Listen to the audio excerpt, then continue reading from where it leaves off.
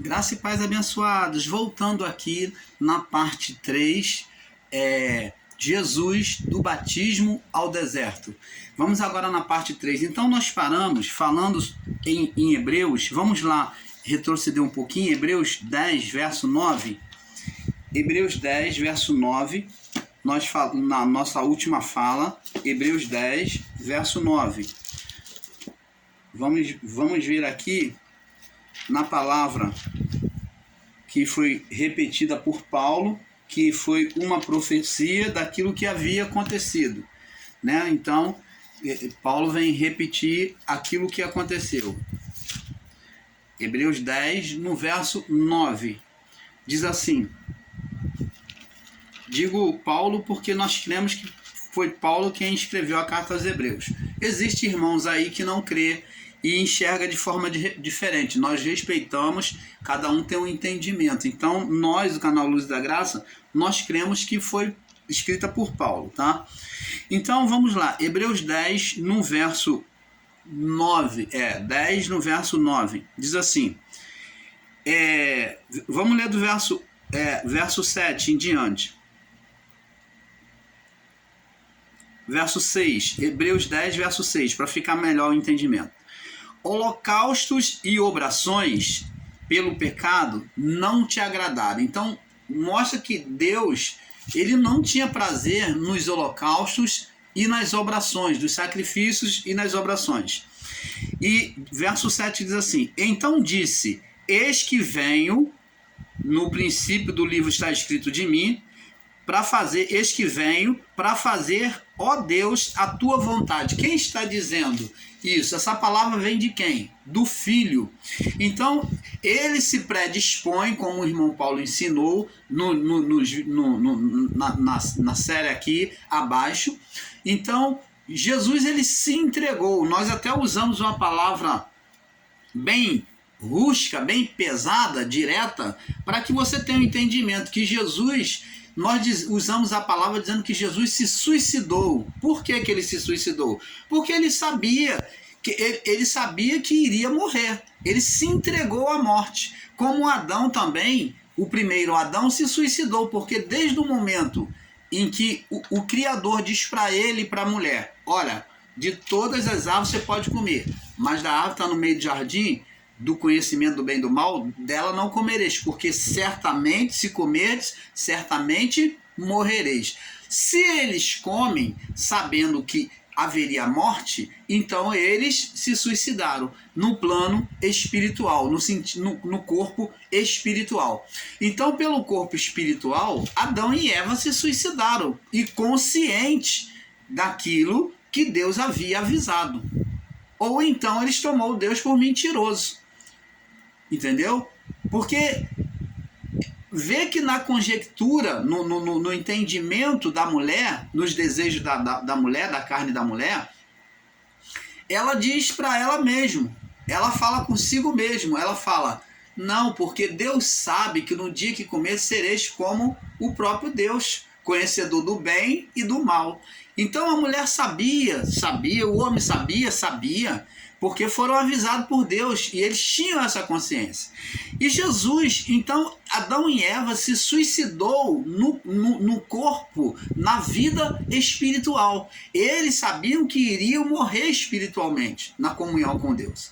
Agora, Cristo, da mesma forma, ele fez o contrário, ele se suicidou no físico. Quando Adão e Eva se entregou para a carne, Cristo se entregou para o Espírito. E quando Adão e Eva se suicidou para o Espírito, Cristo se suicidou para a carne, para o corpo físico, para a vontade da carne. Então Cristo se entregou, ele se entregou. E é isso que está escrito aqui em Hebreus. Eis que venho, verso 7, Hebreus 10, 7. Eis que venho para fazer, ó Deus, a tua vontade, verso 8. Como está escrito, como acima diz, sacrifício e oferta, e holocausto e obrações de pecado, não quiseste, não te agradaram, os quais se oferecem segundo a lei. Então disse, eis que venho para fazer, ó Deus, a tua vontade. Retira o primeiro, retira o primeiro. Qual o primeiro? Qual o primeiro? O primeiro ministério, que era o ministério dos anjos, o ministério da lei. Então retira o primeiro para estabelecer o segundo. Então a imagem do primeiro Adão, que foi do período da lei, né, do ministério da lei, a imagem do primeiro Adão, que quando se fala de ministério, está falando do ministério dos anjos, que está relacionado ao ministério da lei. Então, só que esse ministério dos anjos e esse ministério da lei estão relacionados à figura do anjo querubim que foi formado o homem Adão, do espírito do anjo querubim. Então, agora, a palavra está dizendo, retira o primeiro. O que está se dizendo aqui? Quando diz, retira o primeiro, está falando para retirar a imagem do primeiro que levou o estado da criação à morte espiritual. Então, aquela imagem, ao olhar de Deus, rompeu a comunhão. Então está dizendo, retira essa imagem do primeiro Adão para estabelecer o segundo.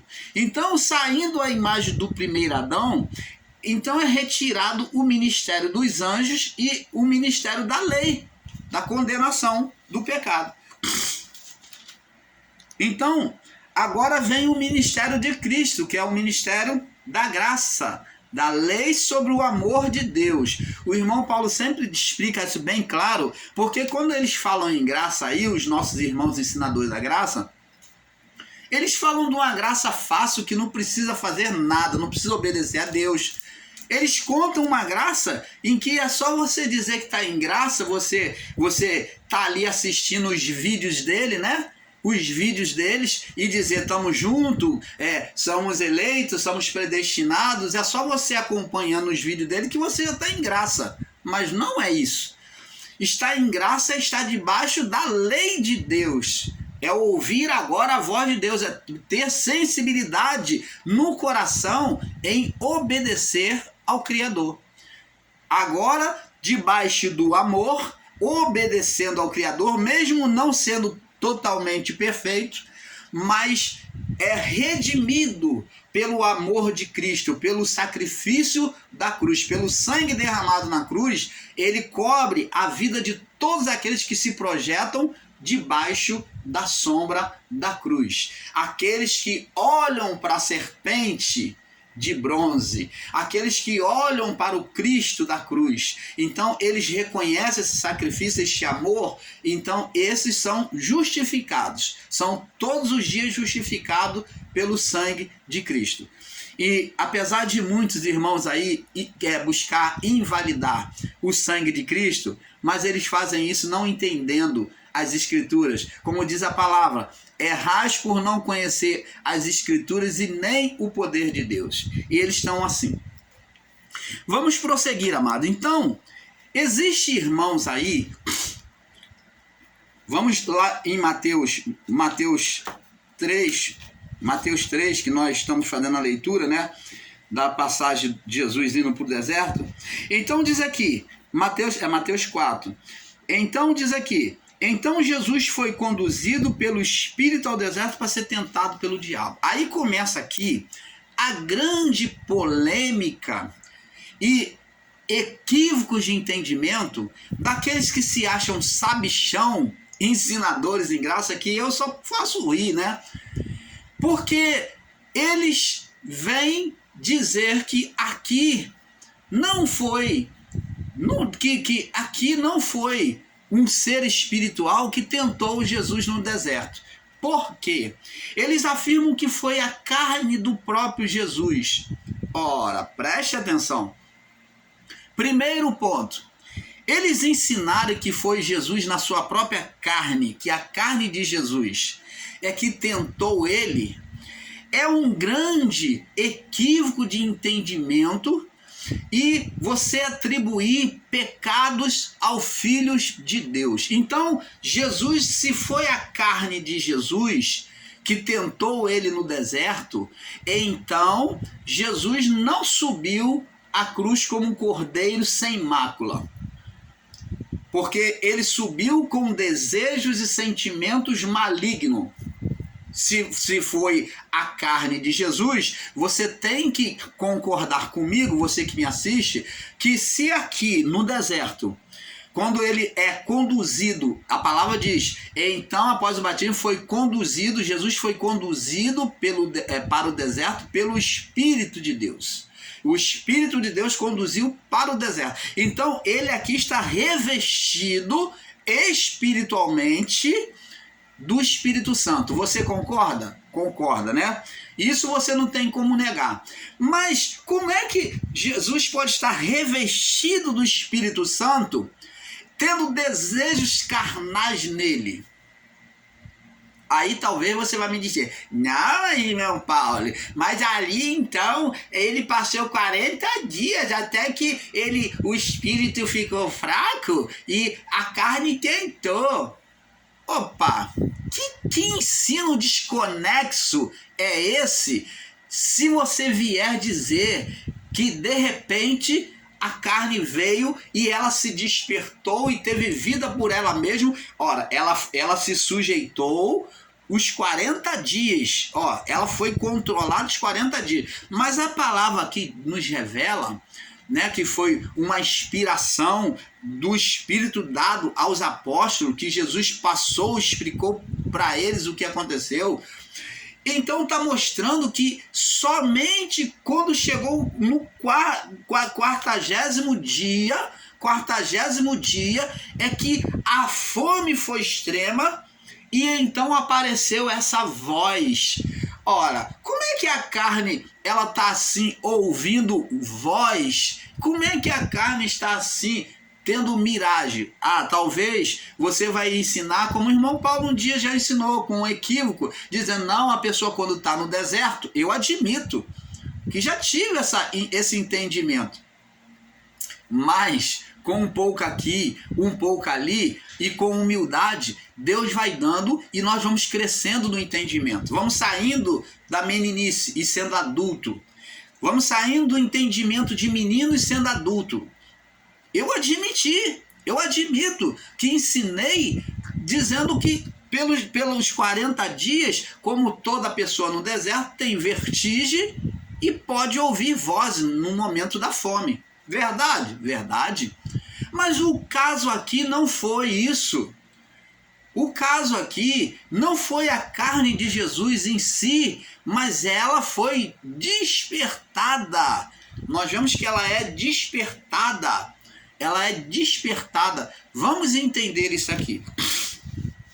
Vamos entender. Ela é despertada. Aí sobre esse despertamento é que essa provocação, né? Essa atuação que então Jesus vem ver e ouvir a voz de Satanás, que eles dizem que não é o diabo, não é o Satanás. Então, abençoado, como pode ser a carne de Jesus se Jesus estava revestido do Espírito Santo? Você que ensina que é a carne de Jesus, você está atribuindo pecados ao Filho de Deus. Você está admitindo e dizendo que ele subiu ao Calvário ou ao madeiro de forma imperfeita, com mancha, com mácula, com sentimentos malignos, querendo dominar o mundo, querendo se exaltar na fé, transformar pedras em pães, tentar a Deus, né? Tentar a Deus, se jogar no precipício. É isso que você está ensinando. Se ele tivesse tomado essas atitudes, ele não seria reprovado no propósito divino para a salvação do homem? Sim. Então vamos lá, vamos examinar a palavra mais um pouquinho. Então foi Jesus conduzido pelo Espírito ao deserto para ser tentado pelo diabo. Então, como eu expliquei nos vídeos, na série aqui, nessa série, né, na 1, 2 e 3, então eu expliquei a vocês que isso estava escrito, já estava profetizado, já era uma imagem daquilo que haveria de acontecer, do bode expiatório, que é a representação de Jesus no deserto, e o cordeiro da expiação. Jesus, no batismo, como já falei abaixo, ele fez primeiro a representação, ele fez ali, nós vemos ali um sacerdócio sendo executado no batismo, aonde Jesus, João, ele age como o próprio sacerdócio, né?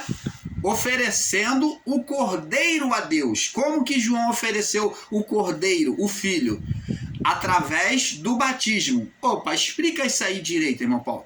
Como o cordeiro, ele precisava ser lavado em água limpa. Então João, quando batizou, João, que era a voz da lei, a voz de Deus ali, né? A voz que clamava no deserto, Jesus se submeteu a se deixar ser batizado por João, João exercer sobre ele um sacerdócio. Então João toma a imagem de Levítico, né? Do livro de Levítico lá, aonde o cordeiro ele é sacrificado para ser tirado os pecados, né? Ter apartado os pecados da condenação diante de Deus. Então ele é o cordeiro da purificação. O cordeiro da purificação primeiro tinha que ser lavado em água corrente, água limpa. Água limpa, ou água corrente ou água limpa. A água tinha que ser limpa, tinha que ser trocada todo dia. Então, o que acontece? Jesus se deixou ser lavado como cordeiro, mostrando o cordeiro da expiação. E depois tinham 3 cordeiros. Um era para o sacerdote, família, e para ele aspergir sobre o Santo dos Santos, lugar do sacrifício ali, Santo dos Santos, tudo. Ele aspergia sobre ele, e depois então ele botava a mitra, né, sacerdotal, e então ele aspergia sobre a família. Depois o outro cordeiro da expiação era para o povo, se aspergia sobre o povo, e esse mesmo sangue desse cordeiro servia de testemunho agora, depois de aspergido sobre o povo, era lá para dentro do Santo dos Santos, como testemunha diante de Deus. Esse mesmo sangue que foi aspergido sobre o povo, mostrando a aceitação do povo a Deus. Então, depois de todo esse ritual de purificação, agora vinha um outro animal, um terceiro animal, que era o terceiro animal, que era o bode. Então, esse outro animal, esse outro cordeiro, ele era amarrado por uma corda, o sacerdote colocava a mão sobre ele, e o povo estendia a mão sobre o animal junto com o sacerdote ali. O sacerdote botava a mão, o povo ao longe estendia a mão, confessando todos os seus pecados, todas as suas maledicências. E ali, a partir daquele momento, um homem era escolhido que pegava na ponta da corda, não podia deixar aquele bode encostar nele, porque ali estava toda a condenação do povo, do sacerdote, de todo mundo. Então esse homem puxava ao longe, com a corda bem distante, então puxava o bode até o deserto, para morrer lá, largava lá para ele morrer, apartando os pecados do povo.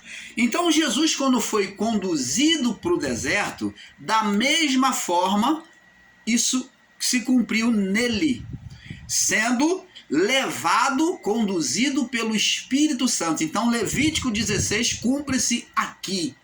Mas existe irmãos ensinadores em graça que não entenderam e vêm dizer que isso era apenas um conceito judaico. Um conceito judaico que eles vivem, mas que isso não está em questão. Isso não tem nada a ver, mas eles estão errados. Eu digo errados e errados mesmo. Eles estão erroneamente enganados e enganando as pessoas. Por quê?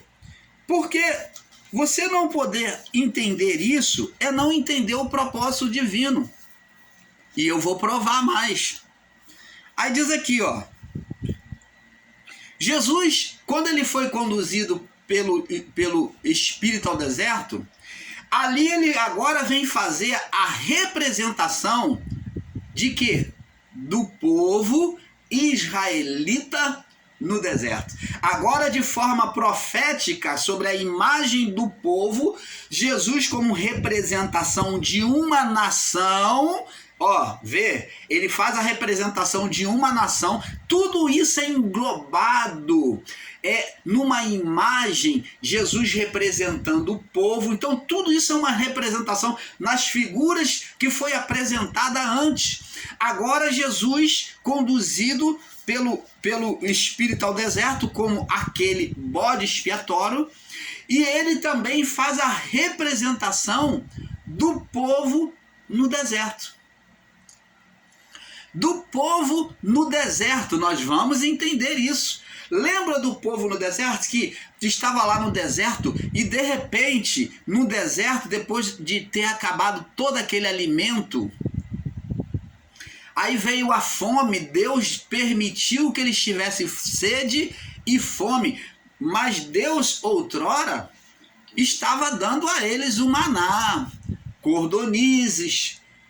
Então eles reclamaram do maná, já estava enfastiado, quer dizer, enjoado do maná de Deus. Deus mandava cordonizes, aquelas árvores que vinham voando assim sobre o arraial deles ali, e de repente elas caíam, por um momento perdiam as forças e caíam por terra ali no arraial deles, e era só eles apanhar e cozinhar e comer. As cordonizes era igual pomba-rolas, né? Igual a pomba-rolas. Então, eles comiam carne. Quiseram carne, Deus deu cordonizes. Quiseram comida, Deus deu pão ali, o maná para fazer pão, fazia bolo do maná que vinha dos céus. E tiveram sede, Deus foi lá, fez com que Moisés tirasse água da rocha, que é a representação do próprio Cristo. Essa rocha. Agora vamos ver, aí eles chegam um momento em que eles vêm desprezar a bondade e o amor de Deus. E eles dizem que tem faxia, está enjoado. Eles começam a cobiçar os melões e os pepinos de Faraó, as iguarias, a comida lá do Egito. Nós éramos escravos, mas nós comíamos lá o melhor das iguarias de Faraó. Porque tinham muitos que saíram da casa de Faraó para poder estar junto do povo. Eles abandonaram a Faraó para estar ali como povo de Deus. Eles se prepararam para isso. Então, o povo criou-se essa rebelião. É isso que o irmão Paulo está fazendo essa narrativa para que você entenda. Então, diz aqui no verso 2. Vamos prosseguir. Mateus 4, agora no verso 2. E tendo jejuado 40 dias e 40 noites, teve fome. 40 significa o tempo da peregrinação no deserto. O tempo que seria da peregrinação no deserto. Você está vendo? 40 dias seria o tempo da peregrinação do deserto. Então, esse tempo de 40 significa provações ou prova. Então, da mesma forma que o povo foi provado por Deus, o povo no deserto, Cristo também, ele vem como representar uma nação, ele também é tentado no deserto. Por quem? Irmão Paulo, Cristo foi tentado por Deus. Não como ensinam os nossos irmãos. Nós vamos provar isso aqui. Vamos ler aqui para mostrar para eles esse sabidão da graça. Vamos mostrar para eles aqui que eles estão errados. Vamos mostrar aqui. No livro de... acho que é o livro de Deuteronômio, capítulo 8. Vamos lá no livro de Deuteronômio, capítulo 8. Eu não vou ficar enrolando não, porque vamos direto ao assunto. Vou ficar enrolando para poder ter visualização não. Eu não gosto disso. Eu não preciso disso não. Deuteronômio, capítulo 8, no verso 1 ao 20. Vamos lá, vamos ler. Deuteronômio 8, do verso 1 ao 20. Vamos ler aqui. Diz assim: todos os mandamentos que hoje te ordeno guardareis para cumprir. Deus falando para o povo, né? E para que vivais e vos multipliqueis e entreis e possuais a terra que o Senhor jurou a vossos pais. Qual é essa terra? A terra de Canaã, entrada na terra que manava leite e mel. Isso daqui é uma terra física, não espiritual. Mas essa bênção física já dava destino, pela obediência, a uma vida espiritual, a salvação de Deus. Então, primeiro se manifestaria o físico, no físico, para se manifestar no espiritual. Diz assim, verso 2: e te lembrarás de todo o caminho pelo qual o Senhor teu Deus te guiou no deserto. Esses 40 anos, Jesus ficou o quê? 40 dias. E eles ficaram 40 anos. Por que 40 anos? Levou 40 anos por causa da desobediência. Jesus o que era para eles fazer em 40 dias, o percurso da saída do Egito até Canaã. Levaria apenas 40 dias. Mas o espírito de rebeldia que foi se criando, as divisões, as facções, nessa caminhada da vida deles, como nós temos a nossa caminhada da vida, que pode trazer um sofrimento, como trouxe a eles. Vai entendendo esse mistério. O que era para ser em 40 dias, levou 40 anos. Por quê? Por causa da rebeldia. E Jesus, ele demonstrou nele os 40 dias, porque foi perfeito. E te lembrarás de todo o caminho pelo qual o Senhor teu Deus te guiou no deserto, esses 40 anos levou 40 anos por quê? Por que Deus levou?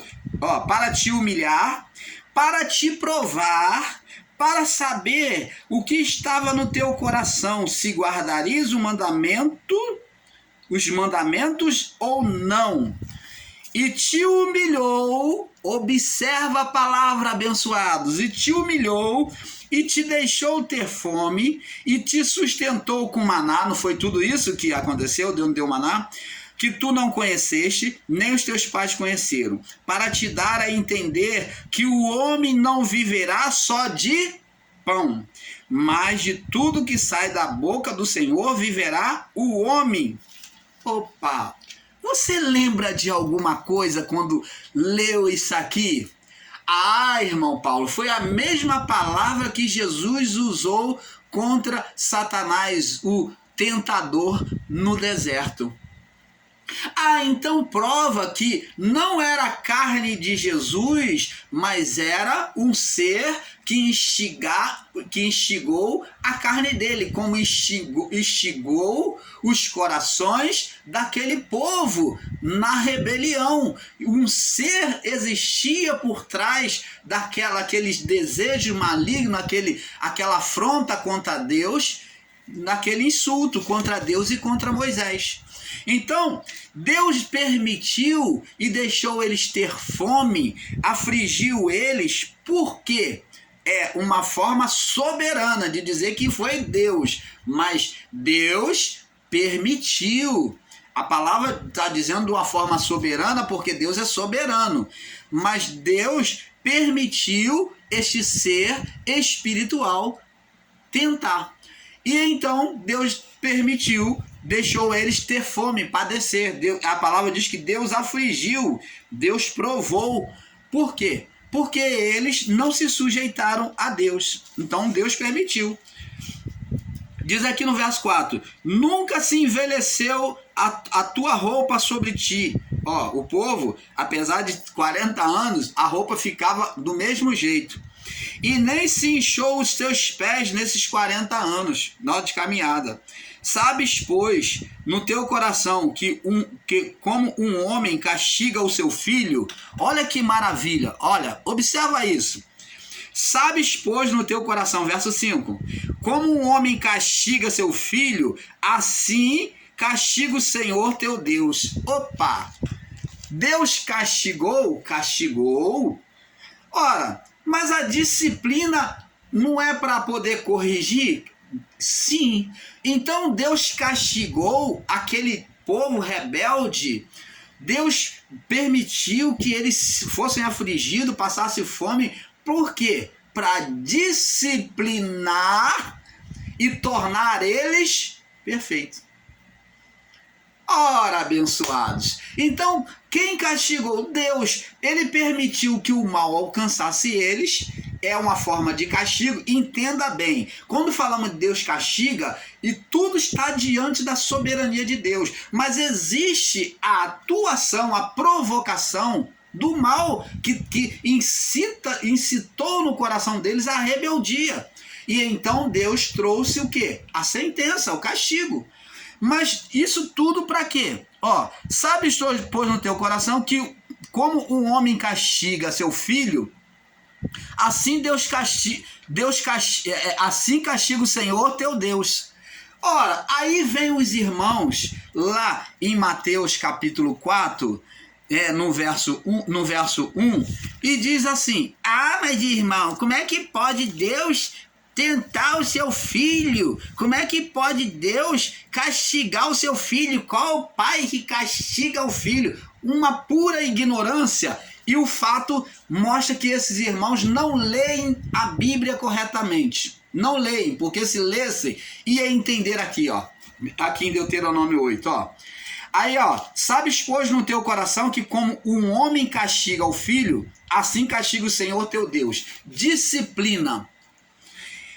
E diz aqui, verso 6, e guarda os mandamentos do Senhor teu Deus para andares nos seus caminhos e para não o temeres, ó, porque o Senhor teu Deus te põe numa boa terra de ribeiros de água, de fontes, de mananciais que saem dos vales e das montanhas, terra de trigo e cevada, e de vide e de figueira, de romeira, terra de oliveira, de azeite e mel. Olha, era a terra de Canaã, que Deus estava com os cananitas, né? O povo inimigos de Israel, eles tomaram na época de Abraão, né? No período de Ló lá. Então eles se apropriaram ilegalmente da terra, mas eram do povo de Israel. Deus devolveria, ele prometeu a Abraão, ele entregou essa terra a Abraão. Terra que, verso 9, terra em que comerás pão sem escassez, e nada te faltará nela, terra cujas pedras são ferros, e de cujos montes tu cavarás cobre. Você está vendo? A montanha de cobre, montanha de ferro para fazer ferramentas, espadas, ó, viu? Ali. Quando, pois, tiveres comido e fores farto, louvarás o Senhor teu Deus pela boa terra que te deu. Guarda-te